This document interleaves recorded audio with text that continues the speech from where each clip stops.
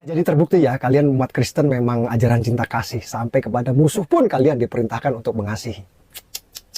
Keren sih. Selama ini teman-teman, dia mengaku sebagai seorang yang beragama Islam, tetapi kelakuan dia teman-teman di media sosial, dia selalu memfarming bahwa agama Islam ini adalah agama. Bismillahirrahmanirrahim. Assalamualaikum warahmatullahi wabarakatuh. Teman-teman, jumpa lagi dengan saya di channel YouTube Maisha Al-Fatih.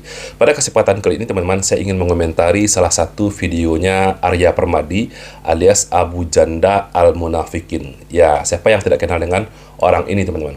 Di dalam video ini teman-teman, dia sengaja memotong salah satu video ceramahnya Bapak Yusuf Kalla teman-teman, mantan wakil presiden kita, yang mana ketika itu teman-teman di kampus UGM, Bapak Yusuf Kalla menjelaskan peran dia mendamaikan perang antar agama di Ambon sana teman-teman.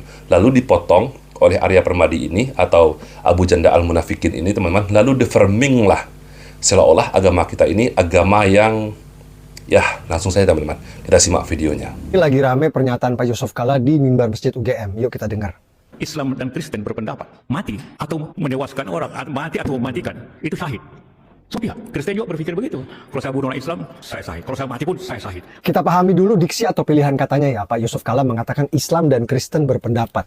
Islam dan Kristen berpendapat. Pak Yusuf Kalla tidak mengatakan orang Islam dan orang Kristen. Jadi kita bisa asumsikan yang dimaksud Pak Yusuf Kalla adalah ajaran agamanya. Yang kedua, Pak Yusuf Kalla mengatakan baik Islam maupun Kristen meyakini menewaskan musuh itu syahid atau masuk surga. Menewaskan orang, mati atau mematikan itu syahid. Sekarang mari kita buka dua kitab suci Al-Quran dan Injil. Kita cek apa benar ada perintah untuk menewaskan musuh seperti yang Pak Yusuf Kalla katakan. Surat Muhammad ayat 4.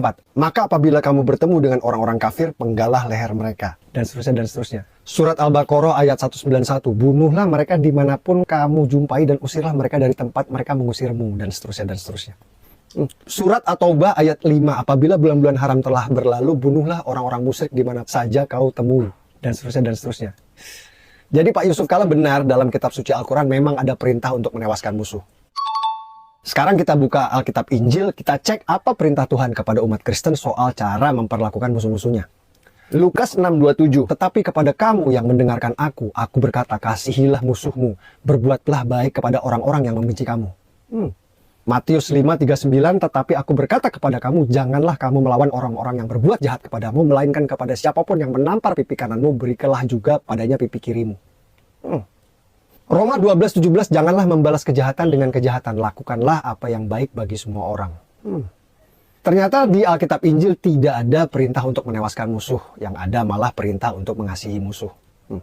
Jadi pernyataan Pak Yusuf Kalla soal Kristen ini salah.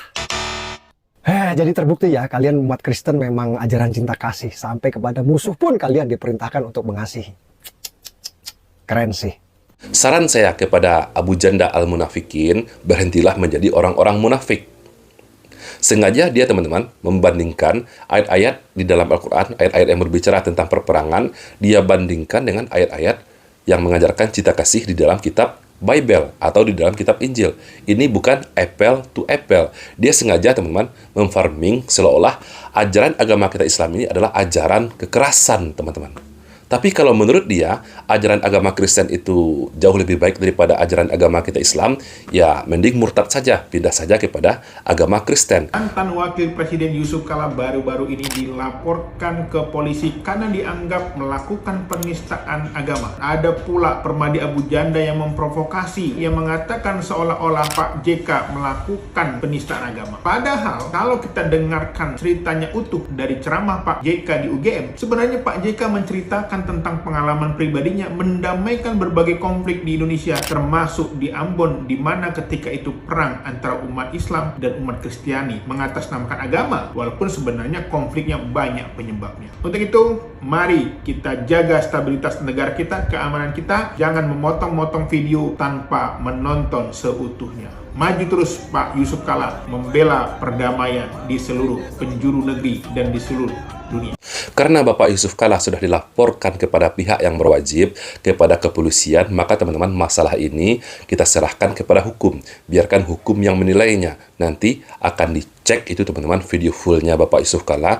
Padahal di dalam video itu teman-teman Bapak Yusuf Kalla sedang menjelaskan aksi beliau, usaha beliau ketika mendamaikan perang saudara di Ambon yang terjadi antara umat Islam dengan umat Kristen, teman-teman. Tetapi teman-teman, masalahnya yang akan kita bahas di dalam video ini adalah si Abu Janda Al-Munafikin ini, teman-teman, mengambil momen ini untuk menjatuhkan agama Islam, memframing agama Islam, seolah-olah, teman-teman, agama Islam ini sangat menakutkan. Dia bandingkan itu, teman-teman, ayat-ayat perperangan di dalam Al-Quran, dia bandingkan dengan ayat-ayat cinta kasih di dalam agama Kristen. Padahal, teman-teman, di kitab Bible sendiri, di kitab Injil sendiri, itu juga ada ayat-ayat perperangan. Coba teman-teman simak video ini, penjelasan dari seorang Kristen sendiri. Teman-teman, kita kadang-kadang sebagai orang Kristen, karena ketidaktahuan kita sering mencibir, mengkritik teman-teman Muslim kita. Kita sering membanggakan, wah, kalau Tuhan orang Kristen itu Tuhan yang penuh kasih, tidak pernah mengajarkan dan memerintahkan untuk perang. Tetapi kan kalau di Islam itu ada ayat-ayat perang, Tuhan memerintahkan perang. Nah, saya yakin pandangan dan ucapan yang seperti ini adalah separuh dari kebenaran atau bukan kebenaran yang utuh. Kemudian waktu dikasih tahu ayat-ayat di Perjanjian Lama ada perintah perang yang langsung dari mulutnya Tuhan atau dari firman Tuhan. Terus orang Kristen bilang, loh itu kan Tuhan di Perjanjian Lama. Nah, ini lagi keliru lagi. Memangnya Tuhan di Perjanjian Lama, Tuhannya Musa, Tuhannya Yosua, berbeda dengan Tuhan yang kita sembah? Bukankah hal ini malah mengesankan bahwa Tuhan di Perjanjian Lama itu berbeda dengan Tuhan di Perjanjian Baru? Atau saudara pengen tunjukkan bahwa Tuhan yang disembah Musa disembah oleh Yesus? Karena Yesus Kristus sendiri saat dia dalam keadaan manusia, dia sendiri menyembah Tuhan yang disembah oleh Musa. Nah, apakah kita mau menyatakan diri bahwa Tuhan yang kita sembah berbeda dengan Tuhan yang disembah oleh bapak-bapak orang beriman di Perjanjian Lama? Nah, ini ayat-ayatnya di dalam Ulangan 20 ayat 16 sampai 18. Tetapi di kota-kota bangsa-bangsa yang diberikan Tuhan Allahmu kepadamu sebagai milik pusaka, janganlah kau biarkan seorang pun hidup.